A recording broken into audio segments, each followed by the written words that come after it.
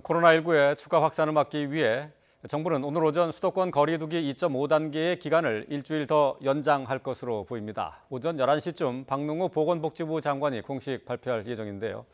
어제 하루 일일 신규 확진자 수는 이틀 연속 200명 이하를 기록했습니다. 취재기자 연결해서 자세히 알아봅니다. 김정균 기자. 네, 사회부입니다. 네, 먼저 어제 하루 신규 확진자 집계부터 전해주시죠. 네, 중앙방역대책본부의 집계 결과 어제 신규 확진자 수는 198명입니다. 전날보다 3명이 더 늘었습니다. 수도권 집단 감염이 본격화한 이후 22일째 세 자릿수를 기록하고 있지만 400명대를 넘었던 지난달 27일을 정점으로 조금씩 감소하는 추세입니다. 국내 발생은 189명, 해외 유입은 9명입니다. 지역별 국내 발생 환자를 보면 서울 68명, 경기 55명, 인천 5명으로 수도권에서만 128명이 추가됐습니다. 수도권의 지역에선 충남이 20명으로 가장 많았습니다. 이어 광주 10명, 대구가 7명 순이었습니다. 세종과 전북, 제주는 신규 확진자가 없었습니다. 해외 유입은 검역 단계에서 4명, 지역사회에서 5명이 확진 판정을 받았습니다.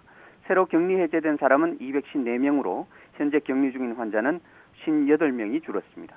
위중하거나 중증인 환자는 157명으로 하루 새 3명이 늘었습니다. 급증세는 약화됐지만 코로나19 발생 이후 여전히 가장 많은 수치입니다.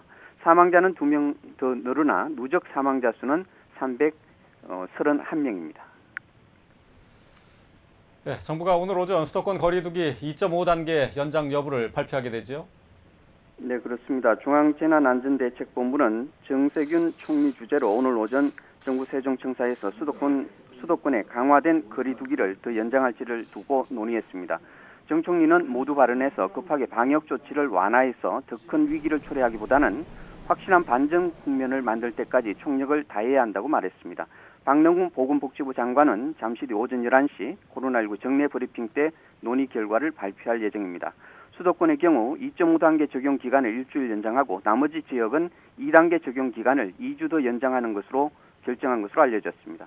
수도권 등교 제한 역시 이에 맞춰 연장할 것으로 보입니다. 정부의 목표는 일일 신규 확진자 수를 100명 미만으로 낮추는 것입니다. 이번 달 말 추석 연휴가 예정된 만큼 확진자를 최대한 낮춰야 추가 확산을 막을 수 있기 때문입니다. 지금까지 사회부에서 YTN 윤혁일입니다.